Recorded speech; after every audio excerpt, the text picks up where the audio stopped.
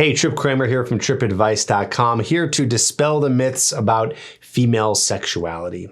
Here's the thing. Women are way more sexual than guys believe that they are. And of course they do. I mean, I did for a very long time. It would seem that way, right? The fact that men will sleep with women a lot faster, that men are the pursuers, men are the ones who are making the interactions happening, and women are the ones who are, letting it happen to them. They're not the ones who are normally pursuing and trying to go after it. So with all that in mind, you tend to see it as, oh, okay, well, men are more sexual. You also hear a lot of things from the media, and you see a lot of things on TV that just show you that, yeah, men are the aggressors and men are the ones who are the horny guys running around, and no, women are proper and don't really like that stuff as much as men. Well, this is completely untrue. There's actually been a lot of research done on this topic, a whole book written about it. Actually, if you check out the book called Why Women Have Sex, and it talks about the fact that women actually love sex.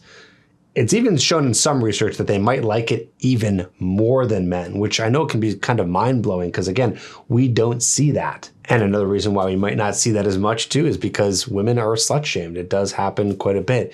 Women are not praised in society for being more sexually active. They are shamed for it, where guys are the opposite, right? So that's why they're not showing it as much. But understand that women are as sexual. They do like sex. They like to have it a lot. They just like to have it with the right person. They are not necessarily going to want it with as many partners as a man. Speaking from evolutionary psychology, women have more to risk when it comes to sleeping with a man, right? They can get pregnant. So it's ingrained in them not to just sleep with a bunch of people because they have that risk. Where men, there pretty much is no risk. Of course, yes, you can, get diseases and things like that. But beyond that, they're not going to ever get pregnant from having sex. However, once she does find someone that she is attracted to, she's going to want to do it and want to do it a lot. The thing is women take more time. They take more time to be attracted to a guy because of that risk factor.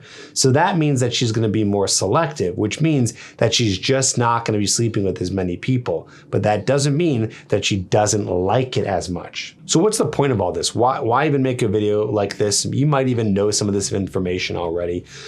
Because I believe that once a man understands that a woman wants to have sex and wants it, he's going to be acting in a different way. I think that men who assume that a woman doesn't want to be sexual is going to treat them differently, and that's going to affect the interaction in a negative way. If you treat them like they are too celibate or don't want to be with a man, you might not be making the moves necessary and being confident in the interactions to be able to get to that point, just thinking that they don't want to have it. So let's just role play for a second. Just imagine for a second that you go into a bar and you imagine all these women are just as sexual and horny as every other guy out there.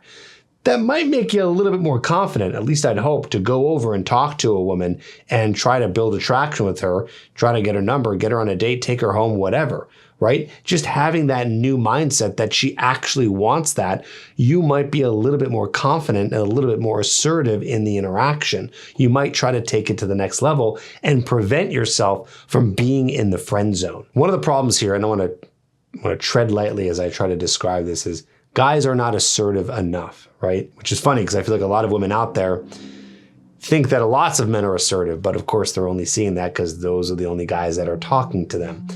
And I'm talking to you, maybe a guy who is a little bit more shy, a little bit less assertive. And so I'm telling you and pushing you out of your comfort zone to go talk to more women, to know that they want to be with you, that they like sex, that they want to be sexual with you, but they won't be if you just stand on the sidelines and do nothing. You have to take action. You have to make interactions happen, and you have to escalate because most women won't do it for you. This is the point of the video where I have to say, obviously, that there should be consent whenever you're doing something sexual.